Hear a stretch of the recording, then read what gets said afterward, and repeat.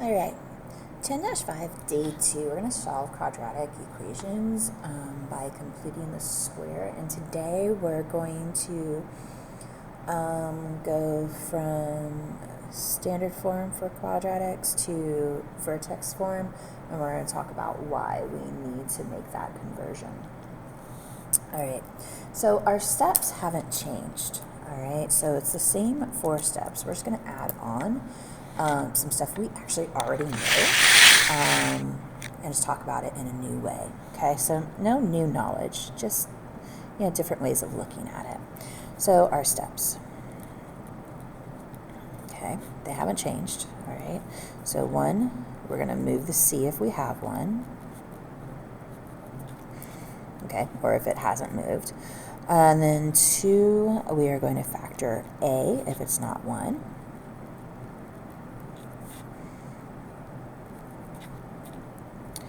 And then 3, we will make it perfect. So we can get that perfect square. And in order to do that, first we will half it.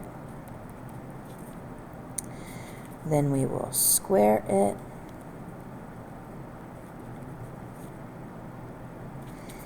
Then we will add it to both sides.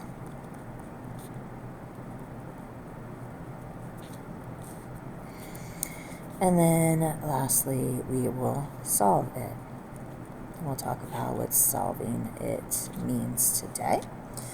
And then we also are going to be using the vertex form. So let's review our vertex form. Okay. So the vertex form.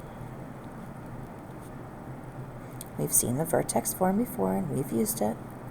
Okay. It's y equals a times the quantity of x minus h squared plus k, where you need to have your x and your y, you need both letters, all right, in this formula, and you fill in your a, h, and k if you have them. Now, you can get your vertex from this. Okay. The vertex, remember, is the h and your k. So we read this the opposite of h, gives us the h, and then the k. All right. Your vertex gives you 2 things, okay? First off, the vertex gives you your extrema, your minimums and maximums, okay? So your vertex is either going to be a minimum or a maximum or extrema, okay? The extreme height or extreme low, all right? And then your h itself, okay, your h is your axis of symmetry. The axis of symmetry is x equals whatever h is. All right. So if you don't have a graph and you have to find your axis of symmetry, it is the h of the vertex. All right. So let's go through an example and then we'll put some context to an example and talk about it in a real world life scenario. All right. So we have got our equation. Okay, it says write y equals x squared plus 8x plus 15 in vertex form. Okay, identify the AOS, the extrema, your zeros. All right, we're going to talk about zeros here in a minute. Then use the feature to graph. Okay, we got that. All right, so our equation already tells us a couple of things. All right, so first off, I'm going to rewrite this because when y equals 0, we're going to solve for x.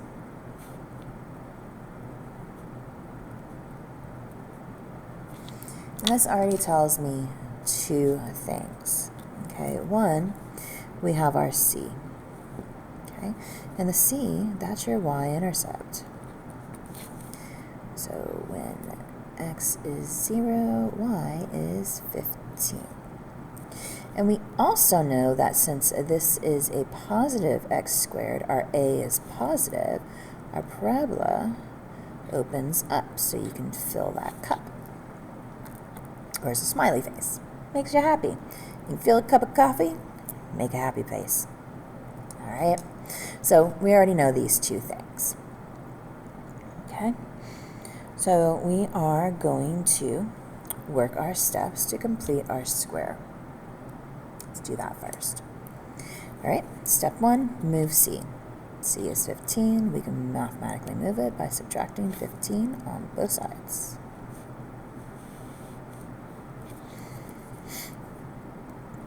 X squared plus 8x. I'm going to put a box on the right. And then minus 15, I'm going to put a box on the left. Because eventually I got to add it, and I got to add it to both sides. So if I put a box on both sides, that will remind me I have to add to both sides. Because what I do to one side, I have to do to the other. Okay, so move c. We move c. Factor out a. It's 1, don't have to factor it out. Now let's make it perfect. All right, my factoring rectangle. Okay, so we are going to factor a number to fill in our box.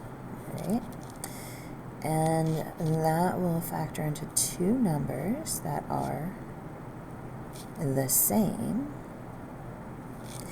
and that when you add those same two numbers together, they equal, well, the b. And our b is 8. Okay, this is the c that we're missing. All right, so make it perfect. All right, so first we're going to half it. So half of 8 is 4. They must be the same. Then we're going to square it. Okay, 4 squared is 16. And then we add it to both sides. Plus 16, plus 16, both sides.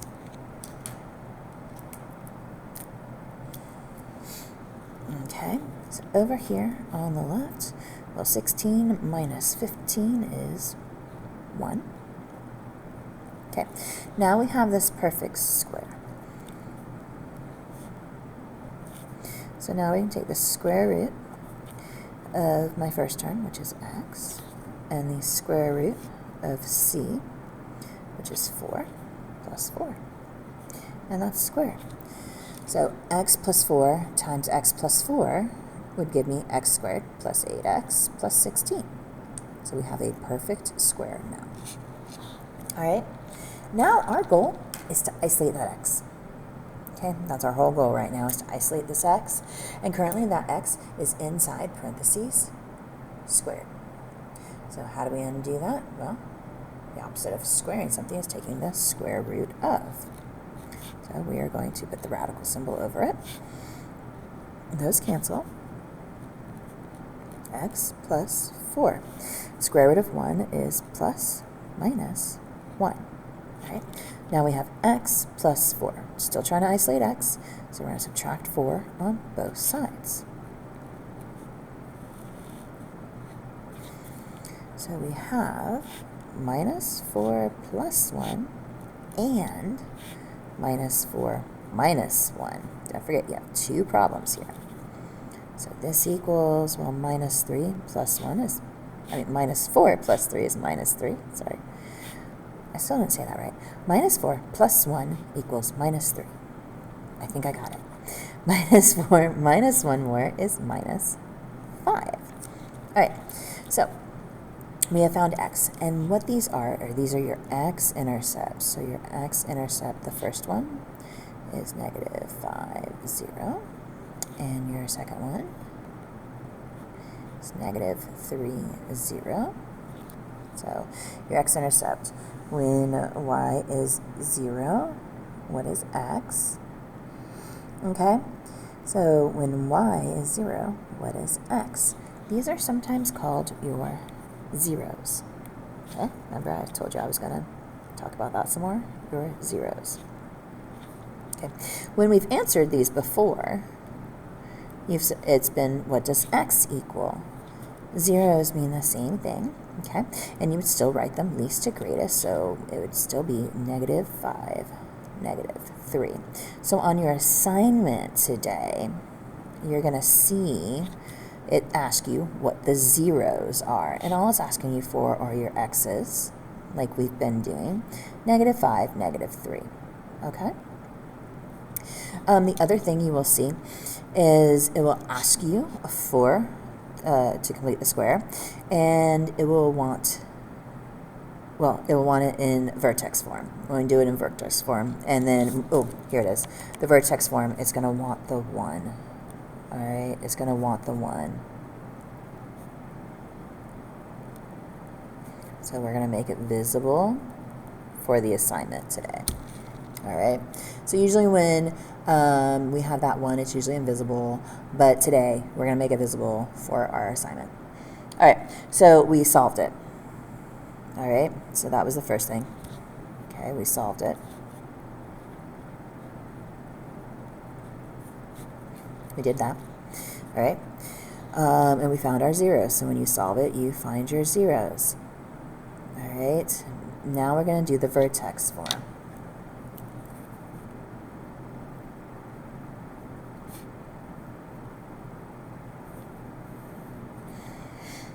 Okay, our vertex form. We're going to take the same equation.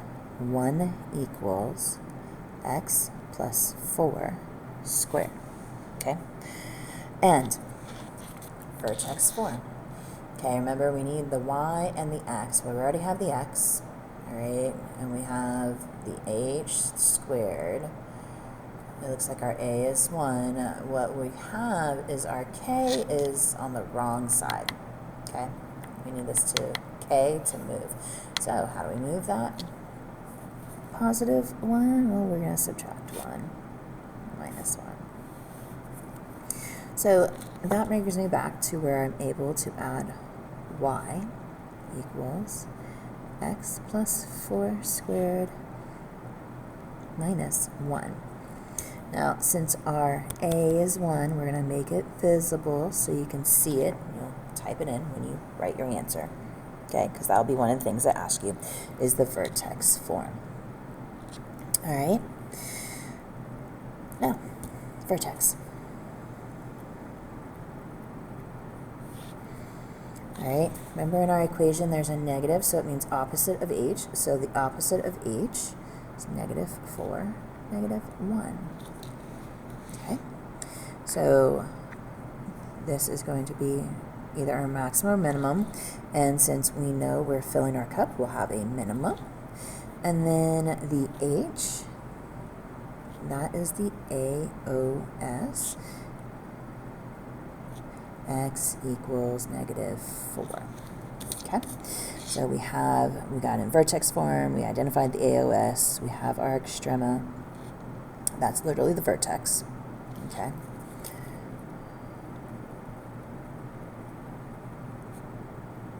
Okay, that's literally your vertex.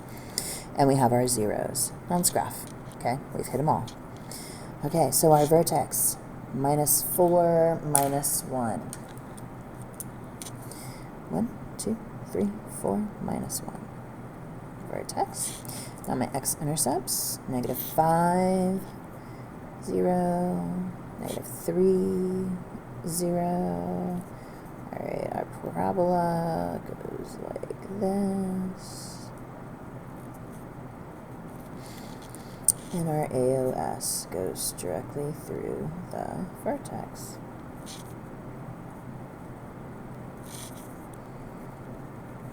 There we go. X equals -4. All right, so let's put this in a real world scenario and go through the process. Okay, we're going to go through our steps.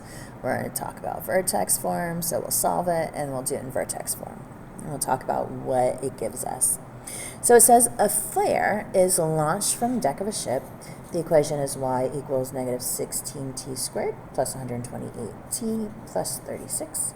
Represents the height of the flare in feet after t seconds. Wants us to determine the max height, okay, and that's an extrema, of the flare and how long it takes the flare to reach, the surface of the water. We're going to round to the nearest hundred. All right. Sounds like a plan. Well, let's see what the equation gives us to begin with. We know our c is 36. That is our y-intercept is 0, 36. So your start time of 0, your initial time, you were at, this is your height in feet.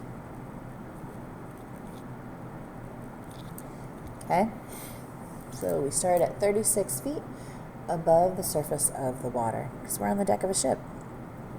All right, we have a negative in front of this a, so we also know our parabola is going to be pointed down, like a little sad face because we're pouring out our coffee, and that makes us sad. All right, negative. It's a negative. So those are the two things that we have. We know our y-intercept, and we know our parabola is going to be a sad face. Okay, let's rewrite the equation we have.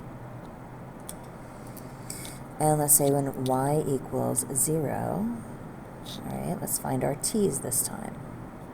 T squared plus 128t plus 36. All right, we're going to follow our steps. We're going to move our c. Minus 36 on both sides. So minus 36 equals negative 16t squared plus 128t. Again, I'm going to put a box on either side because eventually I got to add it. And when I add to one side, I got to add to the other. Next step, I'm going to factor out a. Okay, let's factor out a. Well, a, it's negative 16. Okay, that's my a. I'm going to factor it out. Well, I'm leaving my left side as is, so a box minus 36 equals, I'm factoring out minus 16. All right, and that leaves me t squared. All right, negative times a negative will give me that positive, and 16 times 8 is 128, and then that's t, and then we're negative 16 times a box gives me a box. All right, we're going to figure out what goes in that box, and then we're going to multiply it by negative 16 to figure out what goes in these three boxes. All right, that'll make a little more sense as we go on. All right, so I've moved c, I factored out a, now I'm going to make it perfect. Let's make it perfect. All right, so we are going to do our factor rectangle. So we're factoring backwards. So we are going to factor, and I'm going to figure out what goes in those boxes. Okay. And, okay, when you factor it, it will give you two numbers that are the same. And they equal b, which in this case is negative 8. Okay, so we're going to make it perfect. We're going to half it. Half of negative 8 is negative 4. We're going to square it. Negative 4 times negative 4 is 16. Then we're going to add it to both sides. All right, so plus 16. But pause. All right, remember what I said when we factored it out? Negative 16 times this box gives me this box. All right, so negative 16 times a positive 16 is negative 256. Okay, gotta do the same on this, negative 256. gotta do the same thing over here, negative 256. Because we factored out negative 16 from negative 256 to get positive 16. Okay? And because this is negative 16 times positive 16, what you're really adding is a negative 256. All right? That goes in my other boxes to make these mathematically balanced. All right, now we've got it. All right, so let's see, we multiplied these two, multiply that two, to get to this here. Okay.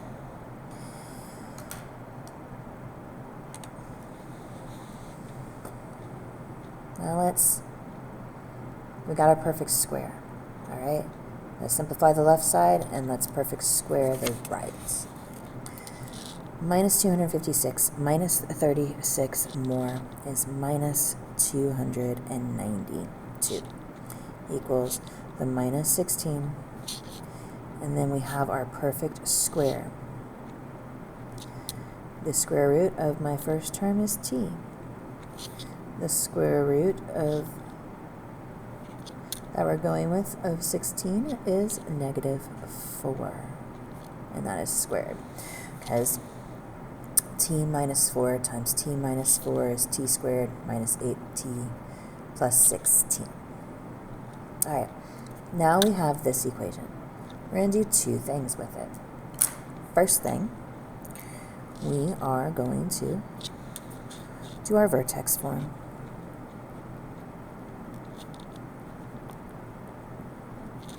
Now the vertex form, that's going to give us this max height that we're looking for, or we call it the extrema, okay? This will give us the max height, or the extrema, okay?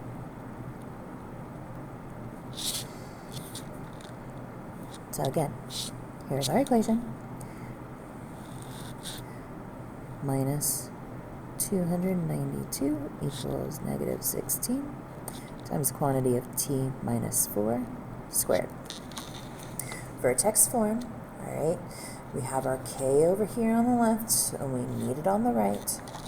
And we mathematically get it there by adding 292 on both sides.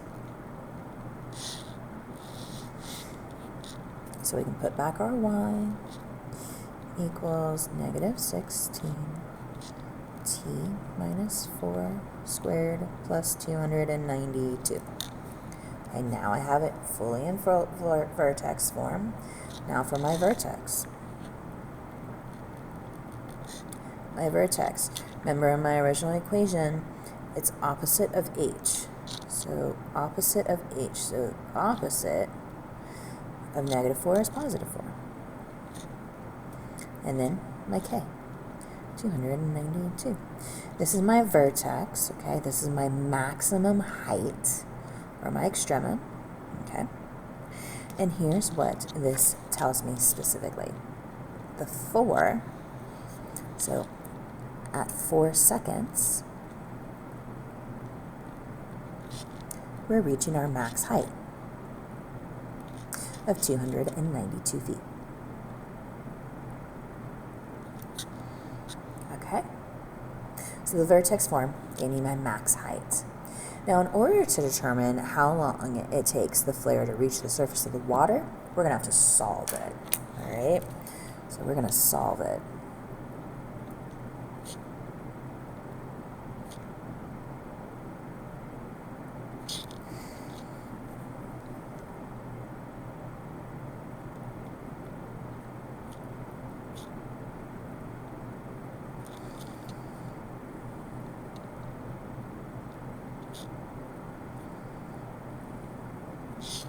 Okay, same equation, minus 292 equals negative 16 times the quantity of t minus 4 squared. We're going to solve it, okay, which means we're trying to isolate t. Well, currently, t is inside parentheses squared, and that is multiplied by negative 16. So to undo the last thing I just said, Well, the last thing I just said was multiplied by negative 16. To mathematically undo that, we're going to divide by negative 16.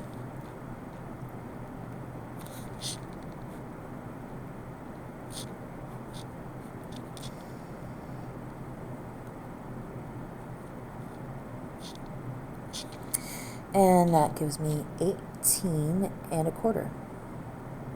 Okay, so we're still trying to isolate t to solve. Currently, t is inside parentheses that are squared. To undo the squaring, you take the square root of, so we need our radical. Squaring and square rooting cancel each other out. And on the right, you have t minus 4. Now the square root of 18 and a quarter is 4.27, rounded to the nearest hundredth. Okay, plus minus. Plus minus. Okay, now we have t minus 4. How do we isolate that? We're going to add 4 to both sides. Again, remember we have two problems, plus and a minus. So you have 4 plus 4.27, and you have 4 minus 4.27 equals t.